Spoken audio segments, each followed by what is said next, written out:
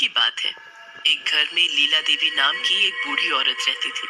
उस औरत के पति का देहांत कुछ सालों पहले ही हुआ था। लीला देवी के 3 बेटे और बहू थे।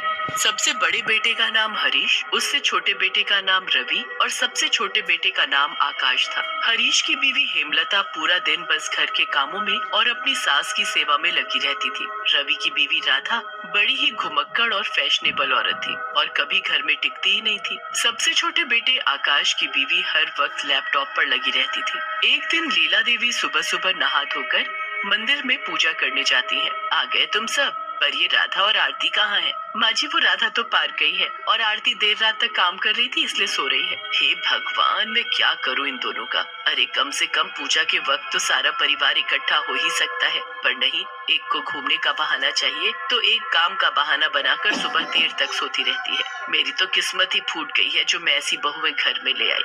माँ जी, आप सुबह सुबह अपना मन खराब मत करो, हम सब तो है ना। चलो हम पूजा शुरू करते हैं।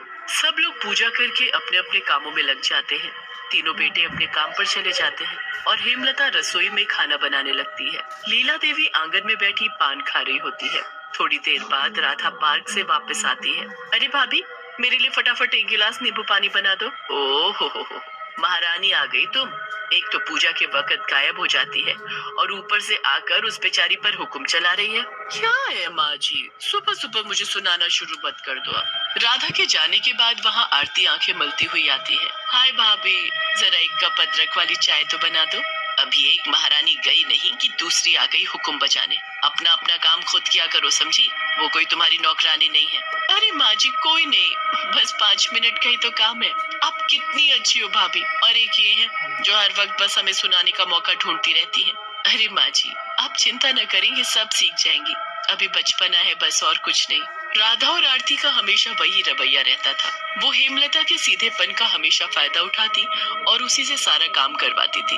एक दिन जब घर पर तीनों बेटों में से कोई नहीं होता, तब लीला देवी की तबीयत बड़ी खराब हो जाती है। कोई बचाओ, मेरी तबीयत ठीक नहीं लग रही, कोई जल्दी आओ। लीला देवी की आवाज सुनकर राधा बाहर आकर देखती है और फिर वापस जाकर अपनी देवरानी आरती से बोलती है। अरे ये बुढ़िया क्यों चिल्ला रही है, जरा देखो तो। मुझे थोड़ी बुला रही है जो मैं जाऊँ? ऐसे तो वो मेरा भी नाम नहीं ले रही है, तो मैं भी क्यों जाऊँ? अरे छोड़ो ना, हम अपनी मूवी देखते हैं। इनका तो काम ही है हर वक्त हमें परेशान करना। ये तो चाहती नहीं कि हम 2 मिनट भी आराम कर ले। लीला देवी जमीन पर गिर जाती है। अब तो उनकी आवाज भी निकलनी बंद हो जाती है, पर दोनों में से कोई भी बहू नीचे नहीं आती। काफी देर बाद जब हेमलता बाजार से सब्जी लेकर घर आती है, तो अपनी सास को जमीन पर पड़ा देख उसकी चीख निकल जाती है। माँ जी, अरे कोई जल्दी आओ, अरे कोई है, जल्दी आओ, देखो माँ जी को क्या हो गया, अरे कोई तो आओ। हेमलता की आवाज सुनकर जल्दी से राधा और आरती नीचे आती है। अरे इन्हें क्या हो गया? मैंने तुम दोनों को बोला था ना कि माँ जी का ध्यान रखना, आज उनकी तबीयत कुछ ठीक नहीं है। ओह हो, खुद तो आप बाजार चली गई थी घूमने और अब हम पर चिल्ला रही हो। मैं घूमने नहीं गई थी, मैं बाजार से जरूरी सामान लेने गई थी। अब जल्दी से कोई डॉक्टर को बुलाओ। जल्दी से डॉक्टर आता है, पर लीला देवी के पास वक्त नहीं होता।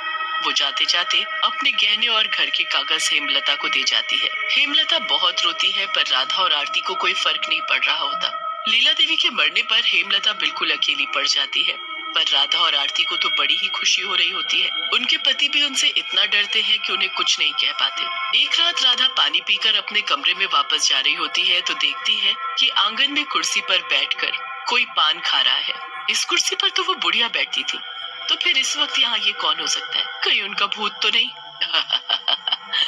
सही कहा तुमने बहू, मैं ही हूँ तेरी सास। अब मैं आ गई हूँ वापस तुमको सबक सिखाने। अगली सुबह हमेशा की तरह राधा पार्क चली जाती है और आरती मजे से सो रही होती है और बेचारी हेमलता रसोई में काम कर रही होती है। हेमलता की तबीयत उस दिन बिल्कुल ठीक नहीं होती। वो थोड़ी देर कमरे में जाती है कि तभी वो चुड़ैल वहाँ आ जाती है। यहाँ तो सारा का सारा काम ऐसे ही पड़ा है, बेचारी मेरी बहू कैसे करेगी इतना काम? मैं अभी सब कर देती हूँ। चुड़ैल एक चुटकी बजाकर सारा खाना बना देती है और फिर वहाँ से गायब हो जाती है। जब वहाँ हेमलता वापस आती है तो ये सब देखकर हैरान रह जाती है। उसे लगता है कि ये सब राधा और आरती ने किया है, पर राधा और आरती तो उसके खिलाफ साजिश कर रही होती है। राधा चुपके से हेमलता के कमरे में जाकर अपनी सास के दिए गहने को चुराने की कोशिश करती है, पर उसकी सास जो चुड़ैल बन चुकी होती है वो उसके पीछे खड़ी होती है। इन दोनों की नजर बस मेरे गहनों और मेरी प्रॉपर्टी पर है, इसे तो मैं अभी सबक सिखाती हूँ। चुड़ैल पीछे से राधा के बाल पकड़कर उसे गोल गोल चारों तरफ घुमा देती है। अरे बचाओ बचाओ कोई मुझे। राधा चक्कर खाकर जमीन पर आ गिरती है। वो इधर उधर देखती है पर उसे कोई नहीं दिखता। वो जल्दी से आरती के पास जाती है। मैं वहां नहीं जाऊंगी, वहां पता नहीं किसने मेरे बाल पकड़कर मुझे घुमा डाला। वहां जरूर कोई भूत या चुड़ैल है।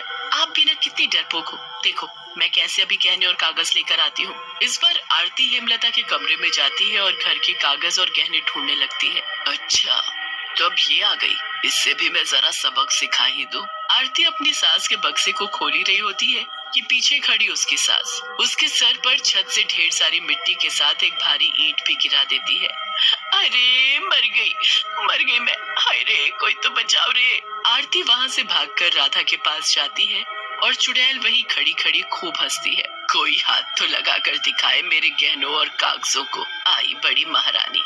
राधा और आरती आपस में एक दिन बात करने लगती है कि कैसे गहने और घर के कागजों को हेमलता से चुराया जाए। एक काम करते हैं, इस हेमलता को ही ठिकाने लगा देते हैं, तभी इस घर के कागज और गहने हमारे हाथ लगेंगे। पर हम ऐसा करेंगे कैसे? आज रात को हम उसके खाने में जहर मिला देते हैं। नहीं नहीं ये ठीक नहीं है।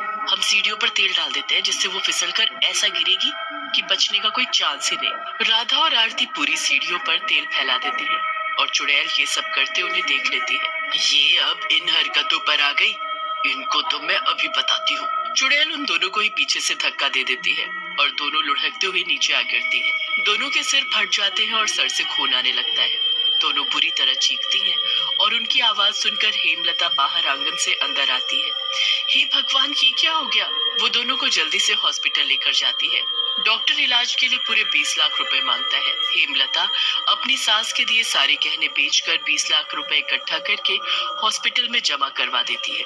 राधा और आरती ठीक होकर घर आ जाती हैं और उनके आने की खुशी में हेमलता घर में पूजा रखवाती है। पूजा के शुरू होते ही लीला देवी की कुर्सी जोर जोर से हिलने लगती है और तेज हवाएं चलने लगती हैं।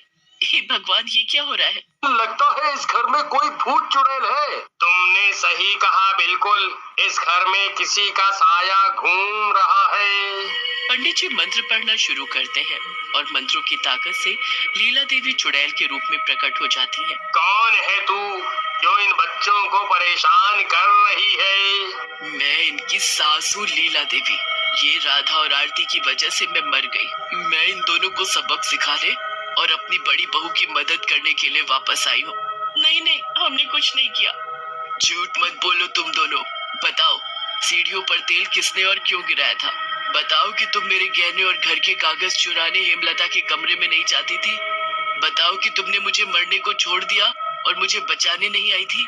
नहीं नहीं पंडित जी ये सब झूठ है। चुड़ैल दोनों के बाल पकड़ लेती है। बता सच वरना तुम दोनों को ऐसे ही घुमाती रहूंगी। बताते हैं। राधा और आरती सारी बात सच सच बताते हैं। हमें माफ कर दो, अब हम सुधर गए हैं। जब कल हेमलता भाभी ने सारे गहने बेचकर 20 लाख रुपए जमा करवाए थे तभी हमें अपनी गलतियों का एहसास हो गया था। अब हम सब मिलकर रहेंगे। मुझे तुम दोनों के ऊपर कोई भरोसा नहीं है। माँ जी आपको मुझ पर तो भरोसा है ना? ये दोनों सच में बदल गई हैं। आप इन्हें छोड़ दो।